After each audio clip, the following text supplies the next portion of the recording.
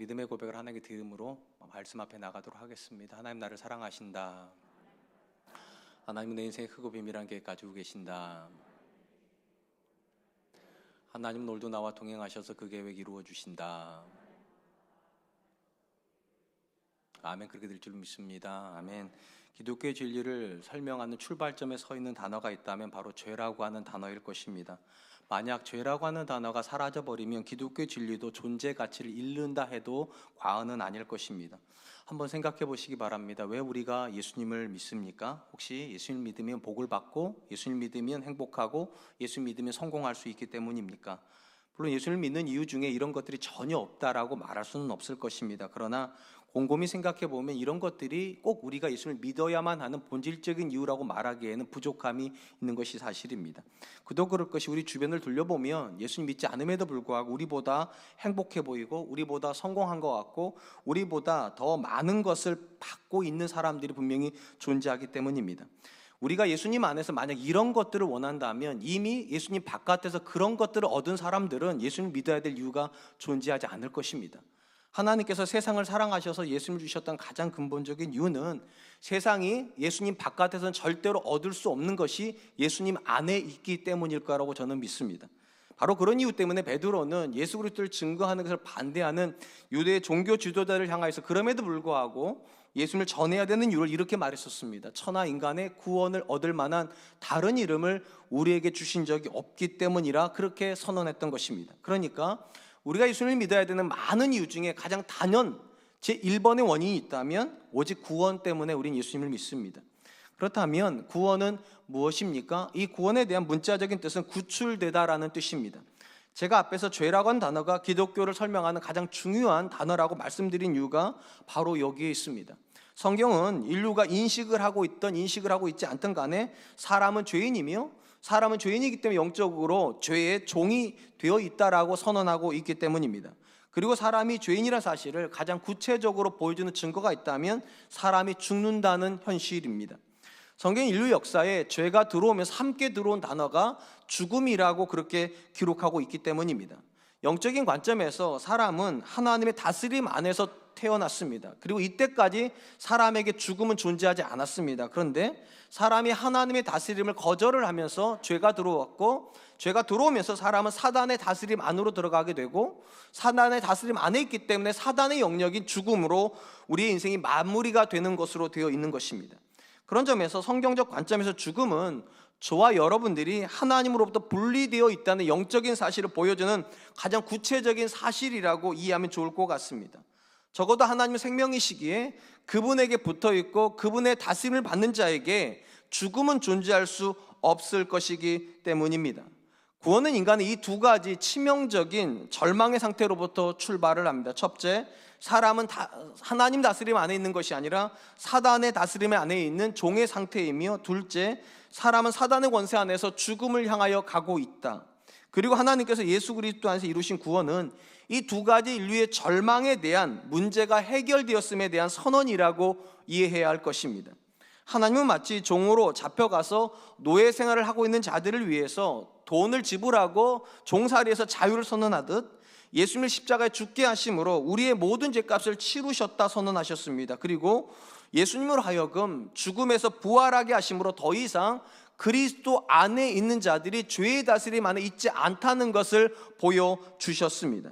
그런 점에서 인류의 구원에서 부활은 굉장히 중요한 요소일 수밖에 없습니다. 인류가 가지고 있는 근본적인 모든 문제가 해결되었음을 가장 구체적으로 보여주는 증거가 부활의 사건이기 때문입니다. 우리는 예수님의 부활 안에서 예수님만 부활하신 것이 아니라 저와 여러분들 죄 가운데서 부활할 것을 믿고 또한 예수님께서 죄의 지배를 깨셨기 때문에 우리가 더 이상 죄의 지배 아래 있는 것이 아니라 하나님의 지배 아래 있고 죽음이 우리의 인생의 지향점이 아니라 영생이 우리의 인생의 지향점임을 믿습니다. 오늘 본문의 말씀은 예수 그리스도의 부활을 믿음으로 말미암아 구원을 받은 성도에게 과연 부활은 현재적으로 어떤 의미를 가져야 되는가에 대한 가르침이라고 이해하면 좋을 것 같습니다. 바울 사도는 그의 삶에서 그가 원하는 바를 이렇게 고백을 합니다. 3장 10절 말씀입니다. 내가 그리스도와 그 부활의 권능과 그 고난의 참여함을 알고자 하여 그의 죽으심을 본바다. 바울이 말하고 있는 이 본문의 말씀을 조금 더 피부로 와닿게 이해하기 위해서 제가 쉬운 성경의 번역을 읽어드리도록 하겠습니다. 이제 내가 바라는 것은 그리스도를 알고 죽음에서 부활하신 그 능력을 체험하며 그리스도와 함께 고난받고 그분과 같이 죽는 것입니다. 바울은 예수 그리스도를 믿고 나서 그의 삶에서 가장 중요한 가치를 그리스도 예수를 아는 것이라고 정의를 했습니다. 그리고 예수 그리스도를 그가 알기 위해서 이전까지 그가 생명처럼 여겼던 모든 것들을 배설물처럼 버린다고까지 선언을 했습니다. 그리고 오늘 본문에서 그가 예수 그리스도를 안다고 할 때 그가 가장 본질적으로 알고 싶다고 고백한 것은 바로 부활의 권능이라고 하는 단어로 설명이 되어 있습니다. 주목할 것은 사도 바울이 말한 이 부활의 권능은 과거의 어떤 사건을 말하는 것도 아니고 미래에 우리가 경험하기를 원하는 영적인 사건을 말하는 것이 아니라 현재적 사건입니다. 그래서 쉬운 성경이 이렇게 번역을 했다니까요. 그 능력을 체험하며, 우리가 예수 그리스도의 부활을 믿는다는 것에서 사도 바울적 개념은 가장 간단합니다. 예수님이 살아계시기 때문에 그분을 우리가 체험하는 것이어야만 한다는 것입니다. 특별히 우리 성경에 권능이라고 번역된 단어의 헬라어는 디나미스란 단어고, 이 단어가 우리에게 굉장히 익숙한 단어의 출발점입니다. 바로 다이나마이트라고 하는 단어의 어원이 이 단어입니다. 그러니까 사도 바울이 생각하는 예수님의 부활은 다이나마이트와 같은 폭발적인 능력을 가지고 있고 권세가 그 안에 내재되어 있다는 것입니다. 그리고 예수님이 부활하고 계시기 때문에 이것이 성도에게 있어서 현재적으로 경험되어야 된다라고 그는 선언하고 있는 것입니다. 무엇보다도 바울에게 예수님의 부활이 권능 그 자체인 것은 그의 삶에서 그가 예수님을 경험했기 때문이었을 것입니다. 우리가 잘 아는 것처럼 사도행전 9장에 보면 사도 바울이 다메섹으로 가다가 그의 인생에 평생 잊을 수 없는 하나의 사건을 경험하는 모습을 보게 됩니다. 성경이 이렇게 기록을 합니다. 사도행전 9장 3절로 5절 말씀입니다. 사울이 길을 가다가 다메섹에 가까이 이르더니 호련히 하늘로부터 빛이 그를 둘러 비추는지라 땅에 엎드러져 들음에 소리가 있어 이르되 사울아 사울아 내가 어찌하여 나를 박해하느냐 하시거늘 대답하되 주여 누구시니까 이르시되 나는 내가 박해하는 예수라. 이 사건이 왜 놀랍습니까? 우리 사도행전에서 바울이 사울이라고 하는 이름으로 등장할 때 이미 예수님의 역사 속에서 죽음을 맞이하고 난 뒤의 사건입니다. 그러니까 역사라고 하는 시간의 개념 속에서 바울하고 예수님이 공존할 수가 없습니다. 바울이 등장할 때 이미 예수님이 퇴장을 하신 이후이기 때문에 상식적으로 생각을 하면 바울은 예수님을 만날 수 없어야만 했습니다. 근데 놀랍게도 만날 수 없어야만 하는 그 예수님이 다메섹 도상에서 바울을 만나 주신 겁니다. 그리고 선언하시죠? 네가 핍박하는 예수라고. 역사 속에서 사라진 인물이 아니라 지금도 네가 핍박을 하고 있는 현재적으로 존재하는 예수라고 선언을 했습니다. 그런 점에서 이 사건은 예수님의 부활의 현재성을 강조해 주는 사건이고요. 이게 왜 권능입니까? 이때로부터 사도 바울의 인생이 180도 바뀌어 버렸습니다. 그에게 있어서 이거는 충격인 거죠. 상식적으로 존재할 수 없어야 되는 분이 자기 인생에 찾아와서 사울이라고 부르고 사울아 사울아 내가 어찌하여 나를 핍박하느냐, 그리고 자기 자신을 뭐라고 밝힙니까? 이미 자기 기억 속에서는 과거형이어야 되는 분이 현재형으로 대답을 하세요. 네가 지금 핍박하고 있는 예수라고. 그런 점에서 사도 바울에게서 예수님은 과거형이 아니라 현재형이고, 현재형이기 때문에 그의 삶을 뒤집어 놓을 만한 권세와 권능을 가지고 있다는 것입니다. 우리가 오늘 본문 말씀에서 먼저 주목하려고 하는 것은 부활은 절대적으로 현재형이어야만 한다는 것입니다.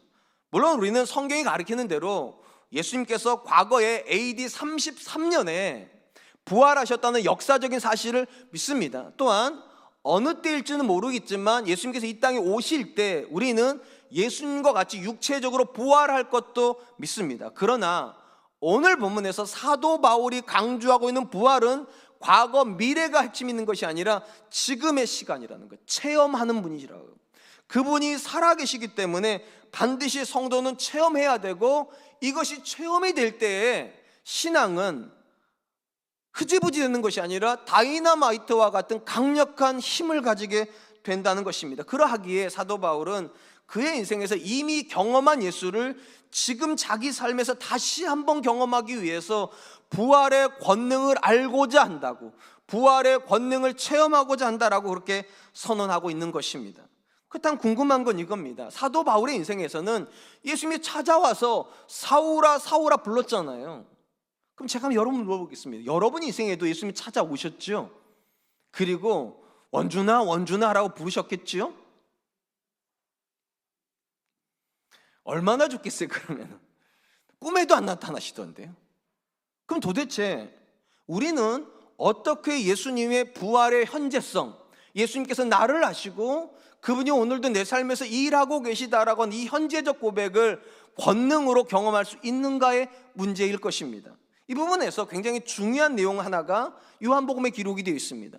예수님께서 제자들과 마지막 밤을 보내실 때 제자들은 근심에 가득했다라고 성경에 기록합니다. 왜냐하면 그 밤이 지나고 나면 예수님이 떠날 것을 제자들이 알았습니다. 그렇기 때문에 주님 없는 일상을 살아가야 된 자기 자신들의 삶에 대한 두려움과 근심을 가지고 있었습니다. 근데 놀랍게도 근심하는 제자들을 향해서 예수님은 뭐라고 말씀하시는가? 내가 너희를 떠나는 것이 유익하다. 그리고 예수님께서 그들을 떠나시는 것이 왜 유익한지에 대해서 이렇게 말씀하십니다. 요한복음 14장 12절로 14절 말씀입니다. 내가 진실로 진실로 너희에게 이르노니 나를 믿는 자는 내가 하는 일을 그도 할 것이요 또한 그보다 큰 일도 하리니 이는 내가 아버지께로 감이라. 너희가 내 이름으로 무엇을 구하든지 내가 행하리니 이는 아버지로 하여금 아들로 말미암아 영광을 받으시게 하려 함이라. 내 이름으로 무엇이든지 내게 구하면 내가 행하리라. 예수님께서 십자가의 죽으심에 대한 말씀을 하시고 죽음이 끝이 아니라 부활하는 것이, 그리고 그렇게 해서 아버지께로 가는 것이 왜 제자들에게 유익하다고 말씀하시는가? 너희가 내 이름으로 구하면 내가 행하리라. 두 번이나 강조하세요. 너희가 내 이름으로 구하면 내가 행한다. 잘 들어보세요. 예수님이 만약 죽음으로 인생이 종말로 끝나버렸다면, 그래서 현재적으로 계시지 않는다면 이 말은 성립이 되지 않아요. 너희가 내 이름으로 구하면 내가 행한다는 말은 예수님이 살아계시다는 게 기본 전제인 겁니다. 제자들의 인생에서 예수님이 사라지지 않습니다. 왜냐? 그분은 부활하실 것이고 이 부활이 또 미래의 어느 지점이 돼야 예수님을 만나는 게 아니라 그들의 기도 속에 예수님 살아계실 것이고 그들이 기도할 때 경험하게 될 거라는 겁니다. 너희가 내 이름으로 구하면 내가 행하리라. 왜 성도가 기도해야 됩니까? 물론 우리는 예수님 안에서 우리가 원하는 것들이 많기 때문일 겁니다. 그러나 근본적인 관점에서 하나님이 우리로 하여금 예수님의 이름으로 기도하라고 말하는 이유는 예수님의 이름으로 기도를 안 하면 기도가 안 맞춰지기 때문이 아니에요. 우리가 가끔 놀랄 때가 있잖아요. 미국 사람들이 기도할 때 보면 예수님의 이름으로 기도 안 할 때가 있어요. 그냥 아멘하고 끝낼 때도 있어요. 그럼 그건 기도가 아닐까요? 우리는 이걸 마치 주문처럼 생각을 해요. 예수님의 이름으로 꼭 집어넣어야 기도가 된다. 근데 예수님이 말씀하시는 예수님의 이름으로 구한다는 게 가장 기본 전제는 무엇인가? 내가 기도하면 예수님이 들으신다는 믿음으로 기도하라는 겁니다. 그리고 예수님이 들으시면 그분이 행하신다고, 이 믿음을 가지고 하는 기도가 결국은 우리로 하여금 뭐를 경험하게 되는가? 예수님이 살아계심을 경험하게 만든다는 것입니다. 사랑하는 성도 여러분, 우리는 예수님의 부활을 믿습니다. 그래서 오늘 이 자리에서 우리가 부활주의를 지키는 겁니다. 그런데 혹시 우리가 믿는 예수님의 부활은 과거의 어떤 사건에 국한되어 있지는 않습니까? 아니면 미래의 어느 시점에 우리가 경험하게 될 영적인 어떤 특정한 사건과 연관되어 있지 않습니까? 이 두 가지가 물론 포함되어 있는 게 맞습니다. 그러나 반드시 기억해야 될 것은 예수님의 부활이 가지는 가장 놀라운 선언은 그 부활이 현재형이라는 것입니다. 너희가 내 이름으로 구하면 내가 행하리니. 죽어서 없어지시는 분이시라면 절대로 이런 선언을 할 수가 없어요. 물론 우리는 사도 바울과처럼 물리적으로 예수님이 내 앞에 나타나신 이런 경험은 못합니다. 그러나 모든 성도에게 주신 하나님의 권세가 무엇인가?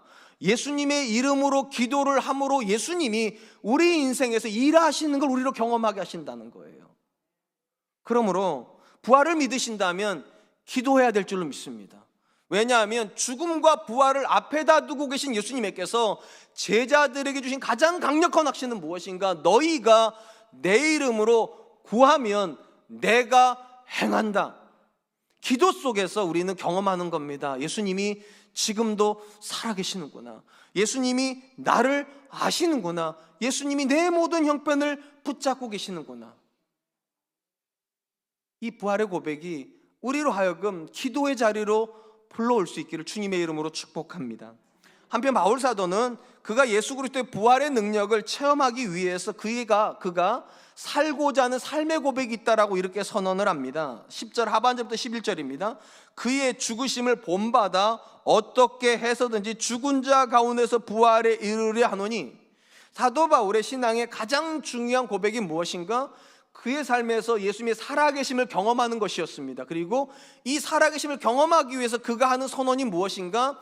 그리스도가 죽음을 경험하심으로 부활에 도달했기 때문에 성도도 역시 그 부활하신 주님을 만나기 위해서 어떻게 해서든지 그의 죽으심을 본받아 죽음을 통하여 그리스도의 부활을 경험하기를 원한다. 쉽게 말하면 사도 바울이 생각하는 부활은 통과해야 되는 뭔가의 관문을 가지고 있다는 겁니다. 바로 죽음이라고 하는 관문을 통과해야 부활에 도달하게 된다는 것입니다.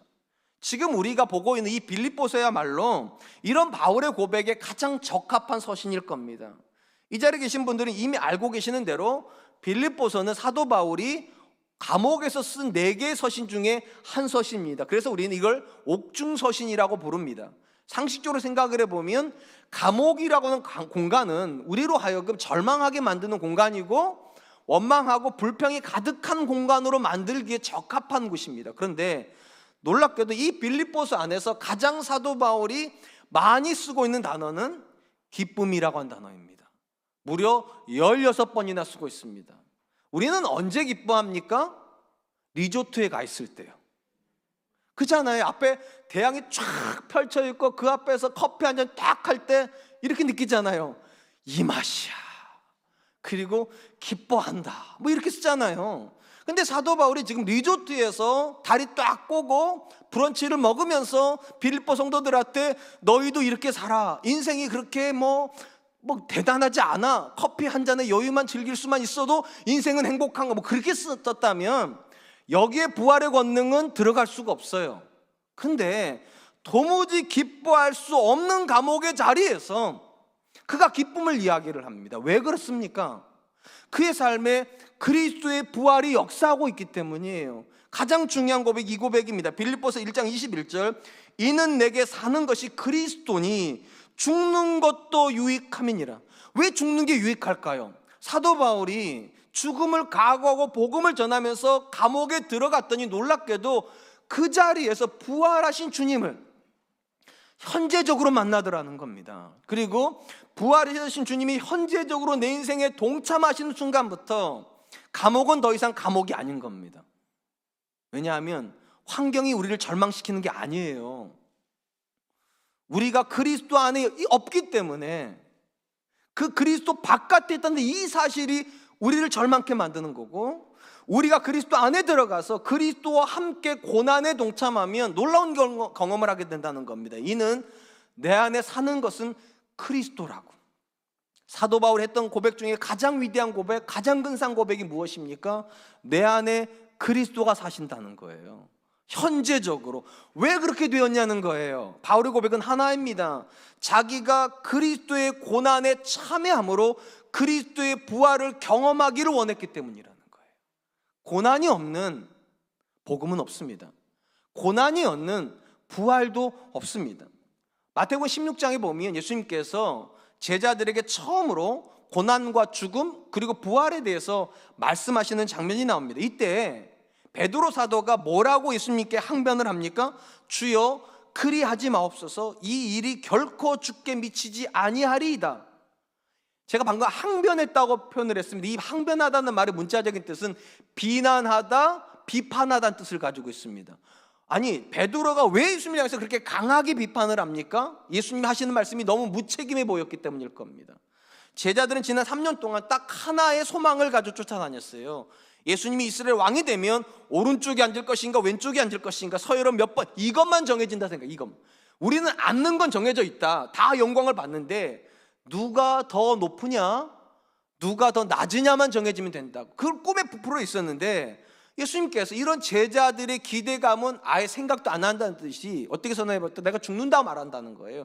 그러니까 분노가 치솟는 거죠. 3년 동안 우리가 이런 거 보려고 한 거 아닌데, 주님의 죽으심을 보려고 쫓아다니는 것이 아니라 주님의 영광에 동참하고 싶어서 주님 쫓아다녔는데 죽는다니요.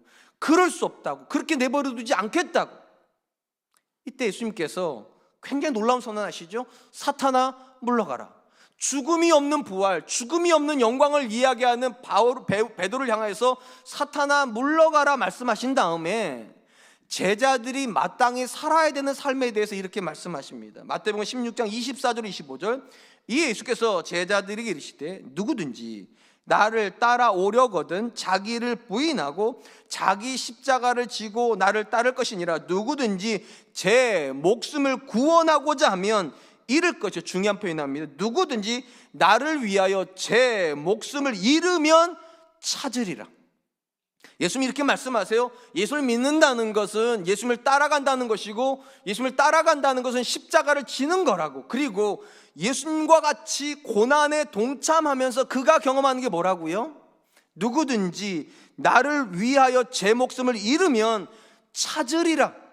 오늘 바울의 고백도로 말하면 그리스도의 고난에 동참하는 사람은 반드시 그리스도의 부활을 경험하게 된다. 왜 우리 인생 가운데 그리스도의 부활의 능력이 역사하지 않는 걸까요? 이 바울이 말한 것처럼 이 다이너마이트와 같은 생명이 충만하고 능력이 충만한 이 부활의 역사가 우리 안에 왜 역사하지 않을까요? 답은 의외로 간단합니다. 우리가 고난이 없는 부활을 꿈꾸고 고난이 없는 영광을 생각하기 때문인 겁니다. 바울이 분명히 말을 합니다. 그리스도의 부활에 동참하게 하여 그가 어찌하든지 고난에 동참하여 죽음으로 들어가고 싶다고. 그래야지만 무엇을 경험하니까요? 그리스도의 부활을 경험하기 때문입니다. 우리가 반드시 기억해야 될 것이 있다면 기독교는 절대로 쉬운 종교가 아니라는 사실입니다. 제가 여러분들한테 자주 드리는 표현이에요. 기독교는 절대로 쉬운 종교일 수 없다. 왜냐? 예수님께서 믿는다는 것을 따른다라고 이해를 하셨고, 이 따르는 여정이 어떤 여정이라고? 십자가의 여정이라고요. 우리 중에 십자가가 없이 구원을 받을 수 있는 분이 계시다면 기독교는 쉬운 종교일 수 있습니다. 그런데 예수님은 아무든지 나를 따라오려거든 자기를 부인하고 십자가를 지고 심지어 자기 목숨을 미워할 정도로 버려야 된다고. 그게 기독교라면 어떻게 우리의 신앙이 가벼울 수 있습니까? 어떻게 기독교의 신앙이 쉬운 종교일 수 있겠습니까? 그리고 이런 고백들이 추상적이고 막연한 고백이 아니라는 거 우리 너무 잘 알아요. 말씀 앞에 설 때마다 마음이 꽉 막히는 게 뭡니까? 이런 생각이잖아요. 이걸 어떻게 살아? 우리 중에 하나님의 말씀이 틀렸다고 생각하는 사람은 아무도 없습니다. 다만 하나님의 말씀이 못 살 것처럼 생각한다는 게 문제죠. 그리고 못 사는 가장 중요한 이유가 뭔가? 이 말씀대로 살면 죽을 것 같아요. 우리 중에 하나님의 말씀대로 자녀를 키우면 좋은 대학에 갈 거라고 확실히 믿는 분들이 얼마나 있을까요? 대부분은 어떻게 생각합니까? 하나님의 말씀대로 키우면 대학교 못 갈 것 같아요. 누가 그렇게 강요하지도 않는데 그렇게 생각을 하는 게 우리입니다. 하나님의 말씀대로 하면 우리는 사업에 실패할 것 같지 성공할 것처럼 느껴지지 않아요. 하나님의 말씀대로 하면 내 남편은 좋을지 모르겠지만 그 남편을 섬겨야 되는 내 가슴은 미어 터지는 줄 알아요. 나만 손해본다고.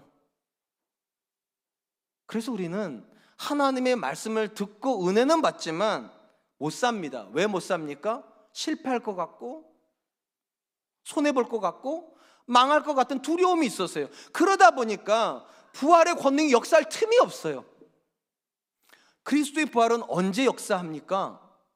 망할 것 같은 그 지점으로 갈 때요. 손해볼 것 같은 그 지점으로 갈 때요. 죽을 것 같은 그 지점을 통과할 때 비로소 나는 망하는 줄 알았는데, 나는 내 인생이 망가진 줄 알았는데, 나는 내가 손해보는 줄 알았는데, 그 지점에 가서 깨닫는 것이 있어요. 그분이 길을 내시는구나. 그분이 살려주시는구나. 그분이 그분의 영광으로 나를 충만케 하는구나. 제가 두 자녀를 키우면서 신앙은 이론이 아니라는 걸 참 많이 경험했습니다. 목사다 보니까 대놓고 여러분처럼 애를 못 키우잖아요. 저도 하고 싶을 때가 많아서 대놓고 주일날 학원 보내고 싶을 때가 굴뚝같이 많았어요. 여러분만 그러는 게 아니에요. 근데 제가 그러면 욕할 게 뻔하니까 쿡 참으면서 이빨 쿡 깨물으면서 우리 아이한테 말했어요. 아빠가 목회를 해야 되니까 학원 가지 마.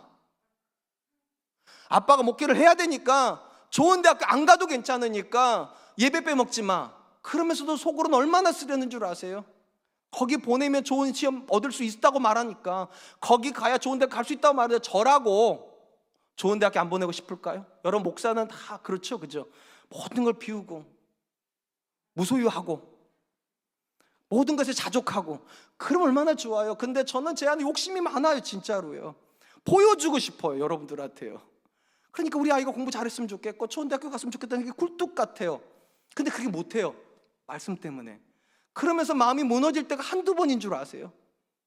이러면 망할 것 같은, 우리 아이가 저한테 막 항변할 때 아빠가 책임질 거냐고 그럴 때 어떻게 해요 이거를요? 그러니까 기도해야죠.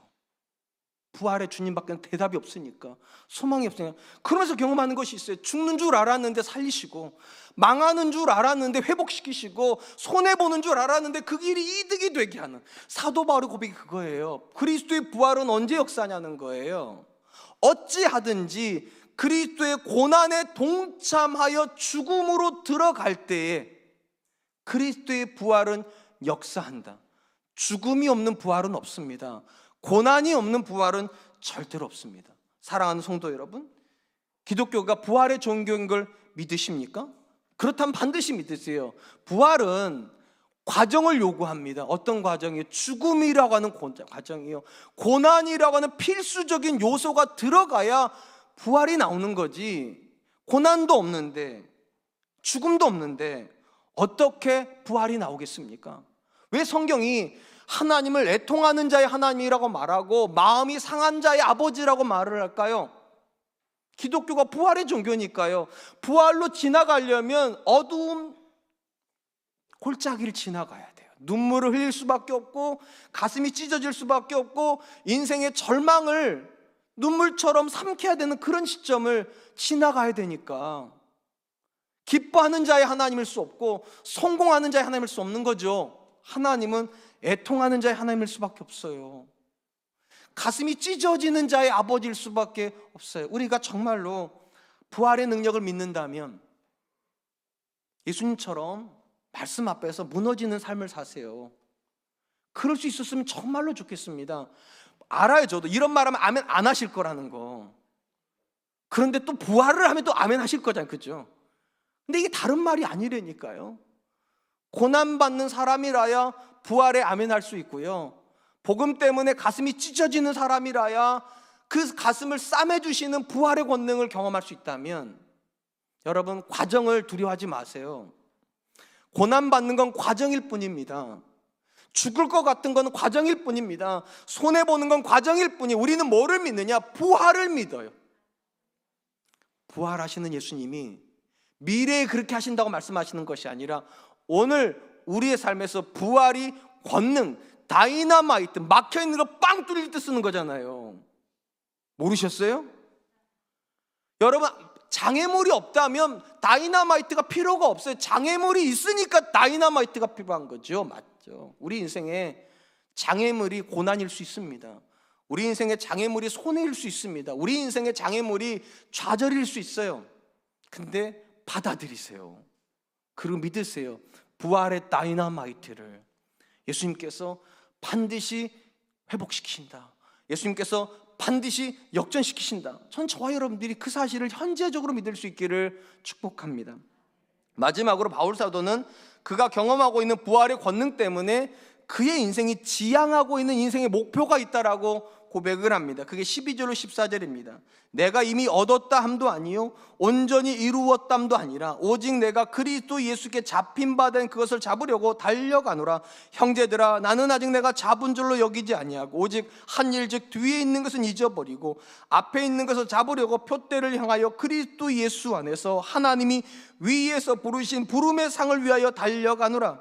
사도 바울이 그의 삶에서 이미 과거에 경험한 다메섹에서 경험했던 그 예수님을 현재적으로 계속 권능으로 경험하고 싶어하는 이유는 두 가지라고 말합니다. 첫 번째, 그가 아직 도달하지 못했기 때문에. 그러니까 위대한 믿음의 사도임에도 불구하고 그는 자기가 아직 완성됐다고 생각을 안 합니다. 그렇기 때문에 오늘도 예수님을 내 인생에 경험함으로 그리스도를 닮아가는 삶을 더 살고 싶다. 이게 첫 번째 이유고, 두 번째 이유는 그 신앙의 여정의 끝 지점에서 하나님께서 그에게 상 주시기를 기대하기 때문에 그는 오늘도 주님과 함께 사는 삶을 꿈꾼다라고 말을 하는 것입니다. 본문에서 특별히 사도 바울이 예수님을 닮아가면서 예수님을 통하여서 하나님께 받게 되는 상을 설명할 때 두 가지의 표현을 쓰고 있다는 사실에 주목할 필요가 있습니다. 첫 번째 단어는 예수께 잡힌 바 되었다는 표현입니다. 두 번째 단어는 달려가고 있다라는 표현입니다. 여기 나오는 예수님께 잡혔다라는 것은 다메섹에서 예수님이 그를 만나시고 그를 붙잡았다는 뜻입니다. 그리고 이게 잡히고 나니까 어떤 일이 벌어지는가? 자기가 살고 싶은 대로 못 살고 정반대 인생을 살기 시작합니다. 그리스도에게 잡히지 않았을 때는 세상을 잡으려고 하고 그럴 때에는 예수님을 핍박을 하고 교회를 무너뜨리는 사람이었습니다. 그런데 예수님께 잡히는 순간부터 그는 인생이 바뀌어버립니다. 뒤집혔어요. 그리고 그때부터 그는 예수님을 전하는 사람이 되고 자기가 무너뜨리려고 했던 교회를 세우는 사람이 되었습니다. 이게 잡혔다는 거예요. 두 번째 나오는 이 달려간다라고 하는 단어의 문자적인 뜻은 뒤쫓는다, 추격한다는 뜻입니다. 언제 쓰는 단어인가? 사냥할 때 쓰는 거예요. 앞에 사냥감이 있습니다. 그럼 누가 뛰어갑니까? 사냥개들이 뛰어갑니다. 그러면 누구도 같이 뜁니까? 사냥꾼도 같이 뜁니다. 그러니까 이 본문에 나오는 뒤쫓는다는 의미는요, 목표를 놓고서 맹렬하게 쫓아간다는 의미를 가지고 있어요. 그리고 이 두 단어는 연결되어 있어요. 붙잡혔고 추격한다. 무슨 말인가? 과거에 예수님께서 자기를 붙잡아 주셨는데 이후로 그가 신앙생활을 수동적으로 하는 것이 아니라 자기를 붙잡으신 예수님을 자기도 붙잡기 위해서 맹렬하게 쫓아가고 맹렬하게 쫓아가면서 그가 기대하는 것은 이런 삶에 대해서 하나님이 상 주실 거라고, 그걸 기대하기 때문에 그는 오늘도 신앙의 끈을 늦출 수 없다라고 그렇게 고백하는 것입니다. 오늘 본문에서 마지막으로 우리가 주목해야 되는 것은 예수 그리스도의 부활의 권능을 현재적으로 체험하고 있다면 그의 인생은 전혀 다른 방향을 향하여서 맹렬하게 달려가고 있어야 됩니다. 전혀 다른 방향을 향하여 맹렬하게 달려가고 있어야 됩니다. 적어도 삶의 현장에서 그리스도를 경험하고 있는 사람이 뒷걸음칠 수는 없지 않습니까? 예수님의 살아계심을 현장적으로 보고 있는 이 표현을 사도 바울이 달린다고 썼어요. 달린다는 말은 앞에 목표가 있다는 겁니다. 여러분, 사냥개는 평소에 안 달립니다. 목표물이 나타나야 달리는 거예요. 왜 그리스도가 현재적으로 우리 삶에 경험돼야 됩니까? 나타나셔야, 보여야 쫓아갈 거 아니냐고. 보여야. 부활이 과거의 사건이면 누가 쫓아가겠습니까? 부활이 미래의 사건이면 누가 쫓아가겠냐고요. 지금 내 삶에서 그분을 경험하고 있어야 쫓아가는 거예요. 한번 스스로에게 물어보시기 바랍니다. 여러분들에게 신앙을 설명하는 단어는 어떤 단어입니까? 쫓아가는 겁니까? 아니면 걸어가는 겁니까? 아니면 멈춰 있는 겁니까? 아니면 뒷걸음질 치는 겁니까? 제가 제 자신을 들여다보면서 느끼는 거, 자꾸만 제 신앙이 뒷걸음질 치고 있지는 않은가, 이런 생각입니다. 저도 한때는 맹렬하게 쫓아다니던 적이 있었습니다. 제가 북치는 소년이었다는 거 아세요? 제가 어릴 때는 왜 그렇게 교회들이 붕해를 많이 했는지 틈만 나면 붕해를 했고요. 지금은 안 그러는데 꼭 강대상 옆에다가 북을 갖다 놓고 주여 삼창시키고 북을 때리면서 기도를 했었다는 거 기억나세요? 물론 1980년대 90년대 신앙생활 안 했으면 모르죠, 당연히요. 그때는 그랬어요. 그리고 그 북을 누가 쳤는가? 제가 쳤어요. 붕해를 하면 2주 전부터 목사님들이 뭐 하십니까? 지금은 전봇대가 다 없어져가지고 그런 추억이 없어졌는데, 전봇대에다가 부흥 사경에 포스터를 붙여 풀칠을 하고 다니셨어요. 그거 누가 붙였을까? 제가 붙였어요. 서울시 도봉구 방학이동 그 제가 붙였어요. 그때는 그게 미치는 줄 알고 좋아서 미치는 줄 알았어요. 여러분들도 그러지 않으셨습니까? 여러분들도 그랬기 때문에 지금 이 코로나의 무서운 형태 속에서도 마스크까지 껴가면서 여기까지 와 계시는 거 아니겠어요?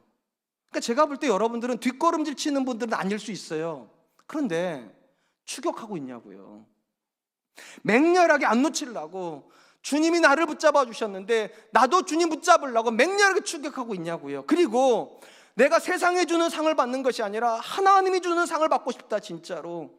그런 열망을 가지고 오늘도 어제보다 오늘보다 내일 더 맹렬하게 주님을 쫓아가고 있냐고요. 그렇게 하려고 우리 앞에다가 부활하신 주님을 놓으셨다는 거예요. 과거형이면 그럴 수 없다니까요. 미래형도 그렇게 어려워요. 내 앞에 사슴이 뛰면 사냥개는 뜁니다. 내 앞에 먹잇감이 있으면 사냥개는 가만 놔두지 않습니다. 쫓아갑니다. 내 앞에 예수님이 계시는데 가만히 있을 수 있습니까? 그래서 신앙은 언제나 현재형이어야 되는 겁니다. 사도 바울이 그 예수님을 과거에 분명히 만났음에도 불구하고 왜 지금도 만나려고 합니까? 그래야 그가 달릴 수 있으니까요. 그리고 달리는 신앙이라만 그리스도의 상을 받을 수 있다. 사랑하는 성도 여러분, 우리는 종종 특별히 한국교회에서 이런 단어를 많이 쓰는데 부끄러운 구원이라는 단어를 들을 때가 있습니다. 뭐가 부끄러운 구원입니까? 주로 이런 거잖아요. 구원의 고백은 가지고 있지만 열매가 없을 때 하나님한테 가가지고 어떡해요 하나님, 나는 그냥 예수님만 믿으면 되는 줄 알았어요 하고 오는 분들, 이런 분들을 이제 목사님들이 부끄러운 구원, 그러면 반대말 당당한 구원은 뭡니까? 예수님 상 주세요 이러는 겁니까? 가자마자 어깨 탁 내밀고 내 상 빨리 내놓으 뭐 이러는 겁니까? 성경 어디에도요 당당한 구원도 없고 부끄러운 구원도 없습니다. 근데 이상하게 우리는 부끄러운 구원이 있다라고 자꾸만 믿으려고 해요. 그래서 예수님은 믿지만 맹렬하게 안 달려도 되는 이유를 스스로 만듭니다. 예수님을 믿지만 뒷걸음질 쳐도 된다고 생각하는 이유가 뭐냐? 부끄러운 구원이 있다고 생각해요. 제가 다시 말씀드릴게요. 부끄러운 구원은 성경적 개념 아닙니다. 어떻게 알 수 있는가? 달란트 비유를 보세요. 달란트 비유 중에 한 달란트 받았던 사람, 그가 주인이 올 때까지 자기 일을 하느라고 주인의 일을 안 합니다. 그런데 놀라운 것은 이 한 달란트 받았던 사람이 그러면 한 달란트를 잊어버렸느냐? 잊어버리지 않았어요. 우리로 말하면 그는 구원을 여전히 붙잡고 있는 거예요. 교회를 여전히 다니고 있으면서 세상 일을 하고 있었던 뿐이에요. 그러면 부끄러운 구원의 개념으로 따지면 이 사람은 천국 가야죠. 이렇게 할 거 아니에요. 몸을 베빌 꼬면서 아우 너무 일찍 오신 거 아니에요? 제가 내일부터 하려고 그랬는데 뭐 이러는 거 아니에요? 그런데 다행인 건 예수님 제가 주신 거 안 까먹었습니다 하고 내놓은 거잖아요.